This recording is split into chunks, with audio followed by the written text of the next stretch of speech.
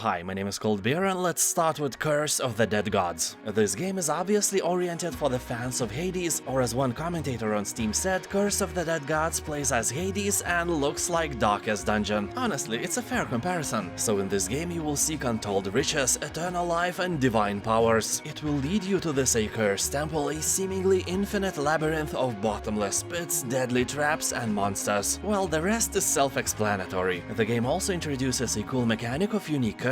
They influence each attempt, putting a twist on every action. The game may look appealing to Diablo fans as well, and honestly it is, but keep in mind one thing. You will have to parry a lot, and that Souls-like mechanic is simply not for everyone. Otherwise, it's a great game. 86% of reviews on Steam are positive.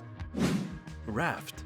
Build a raft of your dreams and sail into the ocean. That may look like the whole point and story of the game, but your mission is to survive an ocean adventure across dangerous waters. And that won't be easy. Here, trapped on a small raft with nothing but a hook made of old plastic, you awake on a vast blue ocean totally alone and with no land in sight. With a dry throat and an empty stomach. You'll have to gather debris to survive, expand your raft and be wary of the dangers of the ocean. So you can play the game with friends or with strangers, and obviously you are thinking about it. If you are really hungry, can you cannibalize your friends here? Well, I don't think so, but with the next patch, who knows. Civilization 6. If you want to keep your virginity strong, this game is one of the best ways to never lose it. Although Civilization games are definitely not for everyone, the sheer amount of mechanics can be really overwhelming for a new player, and not everyone likes to read a lot and enjoy changing numbers and colors on the map. To be fair, for everyone who never played Civilization, the game looks like a simple, boring board game, but the trick is that this simplicity is just a tip of a dick. It's way more complex than it seems. Basically, here you can become ruler of the world by establishing and leading a best civilization from the Stone Age to the Information Age. And of course, I'm talking about the mightiest country in the world, Potato Saladistan. Age of Mythology Extended Edition. Game takes place in the lost land of Atlantis and focuses on famous Nordic, Egyptian and Greek legends. Although when speaking about Atlantis, I wish they had a race of these implemented in the game. I believe among your people it is customary to shake hands.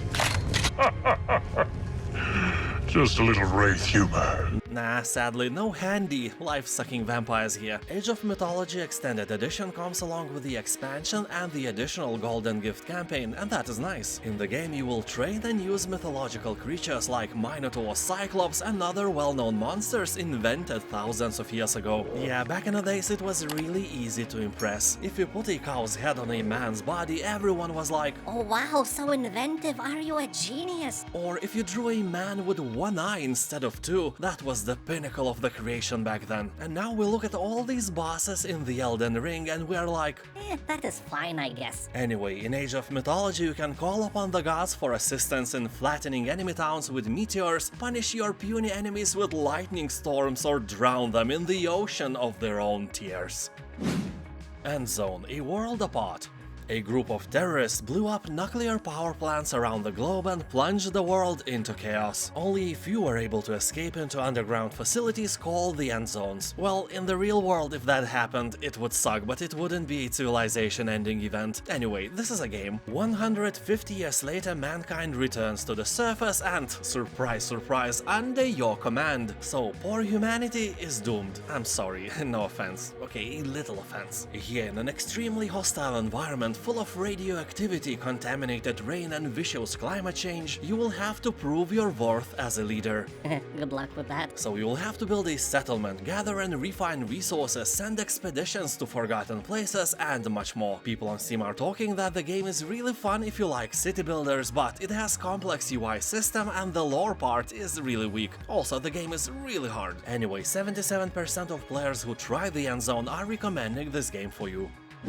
Human Fall Flat. This is a hilarious, light-hearted physics platformer set in a world of floating dreamscapes. Each level provides a new environment to navigate, from mansions, castles and Aztec adventures to snowy mountains, eerie nightscapes and industrial locations. Multiple routes through each level and playful puzzles ensure exploration and ingenuity are rewarded. More than 30 million copies are sold so far, and that is not a coincidence. This game is very entertaining, and the best review I have read about this game was written by IGN. They said, "It's just dumb fun. And yeah, that's what it is, tons of laughing guaranteed.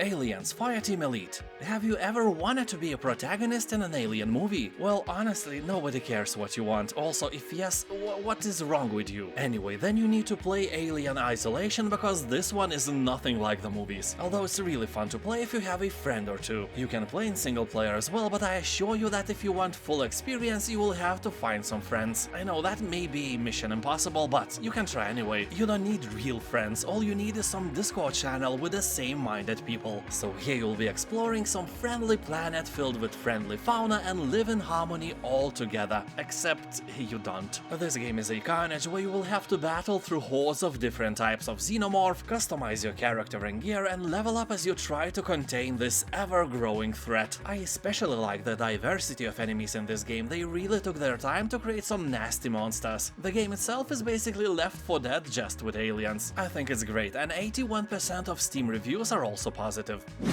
Black Geyser, Couriers of Darkness. Before the release, this game was a bit in trouble for looking almost exactly like Pillars of Eternity. That summoned a bit of disappointment from the players, but now the outcome is almost a happy one, just like your usual outcome with your wife. So in Black Geyser, you will be thrown into a brewing civil war between the capital city and wealthy mining town. To participate in these events, you will be able to create your hero and choose out of 5 playable races and then out of 4 classes. I think it's enough, because I doubt that you will play the game for the second time anyway, although the game is poorly optimized and sometimes runs with stuttering even on high-end machines. That is a shame, because it looks like it was made 20 years ago anyway, just a bit smoother. But really, a PC that can run Elden Ring on the highest graphics setting should be able to run 10 of Black Geyser simultaneously without a sweat, and yet sometimes it struggles with one. Anyway, if you are okay with the frame drops here and there, love games like Baldur's Gate, it may be a thing that you were looking for. Heavy Rain. Here you'll experience a psychological thriller filled with innumerable twists and turns. Here every choice matters and the endings are many. Here you'll try to solve the mystery and hunt a murderer known as the Origami Killer, named after his personal style of leaving behind folded paper shapes at crime scenes. So here 4 characters, each following their own leads and with their own motives, must take part in a desperate attempt to prevent the killer from claiming his next victim. You need to think fast and act even faster, as every choice and move you make can result in a dramatic, game-changing consequences, and even determine who lives and who dies. Or maybe you are the killer the whole time. It's not a spoiler or something, I haven't played this game so far, but I am really tempted now. I like games like Detroit Become Human, Wolf Among Us and similar story-rich tales, so how this story ends is entirely up to you. Tunguska: The Visitation. This is an isometric survival RPG that brings you to a perilous Tunguska exclusion zone, where you'll face deadly traps, infectious mutants, bandits, and well-armed rogue military. Game is inspired by the same story as a Stalker, The Roadside Picnic, written by the Strugatsky brothers. Keep in mind that they wrote the story before any serious nuclear accident ever happened, so it's not actually tied to Chernobyl or any other nuclear disaster. Just a post-apocalyptic, gritty and dark Soviet Union filled with unexplainable horrors. Although you can literally describe the Soviet Union without any post-apocalypse in it with the same words. People in the comments are saying that if you like Stalker or Atom RPG games, it's a no-brainer. Also, it has very positive reviews on Steam. Just keep in mind that this is an actual shooter controlled by WASD and mouse. And now let us take a short look at GOG.com and what is on sale there this week. Hard West has a 90% discount, and that is very nice. It's a decent turn-based tactical game. Also a bunch of classics like Heroes 3 Complete, Dragon Age Origins and many others. Click on my affiliate link in the description, you will get straight into the sale and can browse the goodness for yourself. Thank you for watching, have a nice day, and I'll see you next time. Bye.